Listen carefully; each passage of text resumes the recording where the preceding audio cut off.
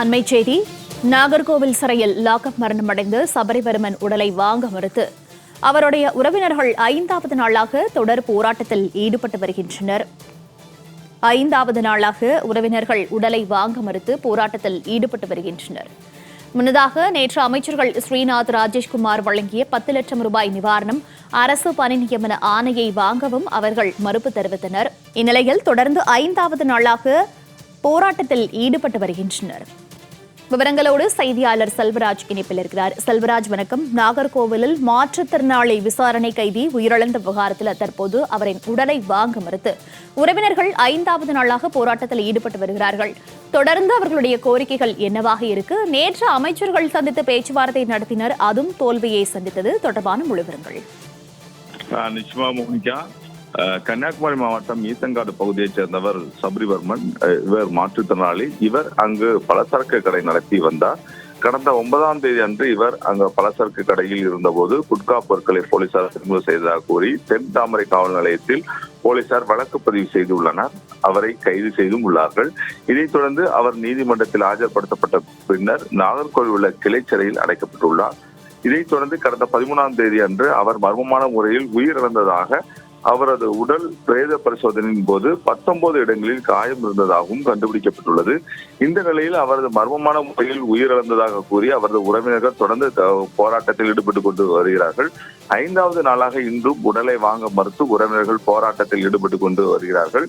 இந்த நிலையில் நேற்று இரவு அமைச்சர் ஸ்ரீநாத் மற்றும் ராஜேஷ்குமார் ஆகியோர் அவரது குடும்பத்திடம் நேரடியாக வந்து பேச்சுவார்த்தை நடத்தினர். பேச்சுவார்த்தையில் உடன்பாடு என்பது ஏற்றப்படவில்லை. 19 இடங்களில் காயங்கள் இருந்தும் அந்த காயத்தால் உயிரிழக்கவில்லை என பிரேத பரிசோதனை அறிக்கை என்பது தெரிவித்துள்ளதால் தங்களுக்கு காவல்துறை மீது நம்பிக்கை இல்லை எனவும், ஆகவே இந்த பிரேத பரிசோதனை செய்யப்பட்டுள்ள முழு வீடியோ ஆராய்ந்து அதன் பிறகுதான் இதில் என்ன நடவடிக்கை மேற்கொள்ளப்பட வேண்டும் என்பதை நாங்கள் உண்மை நிலையை தெரிந்தவுடனே தான் இந்த உடலை வாங்குவோம் என தெரிவித்து அந்த அமைச்சரிடம் அவர்கள் உறவினர்கள் தெரிவித்தனர். இதனால் அமைச்சர்கள் கொண்டு வந்த 10 லட்சம் ரூபாய் நிவாரண உதவி மற்றும் தற்காலிகமான அரசு பணிக்கான ஆணை, அங்கு தேசிய நெடுஞ்சாலையில் உள்ள 2 சென்ட் நில பட்டா மற்றும் வீடு கட்டுவதற்கான ஆணை ஆகியவற்றை வாங்க அவர் உறவினர்கள் மறுத்துள்ளனர். தொடர்ந்து 5வது நாளாக இன்றும் அங்கு உடலை வாங்க மறுத்து போராட்டத்தில் ஈடுபட்டுக் கொண்டு வருகிறார்கள்.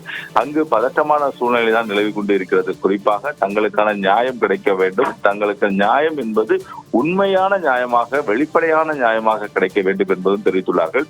இந்த நிலையில் அவர்களிடம் நேற்று அங்கு கன்னியாகுமரி மாவட்ட எஸ்பி ஸ்டாலினிடம் நேரடியாக சென்று அங்குள்ள அந்த பிரேத பரிசோதனை செய்யப்பட்டுள்ள அந்த வீடியோவை வந்து அவர்கள் வந்து உறவினரிடம் ஒப்படைக்கப்பட்டுள்ளது. அந்த வீடியோ தொடர்பாக அவர்கள் நேரடியாக அந்த ஆராய்ந்து அதன் பிறகு அதில் ஏதேனும் தவறுகள் இருந்தால் உடனடியாக சென்னை உயர்நீதிமன்றம் மதுரை கிளையே அவர்கள் நாட உள்ளார்கள். அதன் பிறகு நிலை வாங்குவது தொடர்பாக நீதிமன்றம் என்ன தெரிவிக்கிறதோ அதன் மூலமாக நாங்கள் உடலை வாங்குவதற்கும் நாங்கள் தயாராக இருக்கிறோம் என்று தெரிவித்துள்ளார்கள்.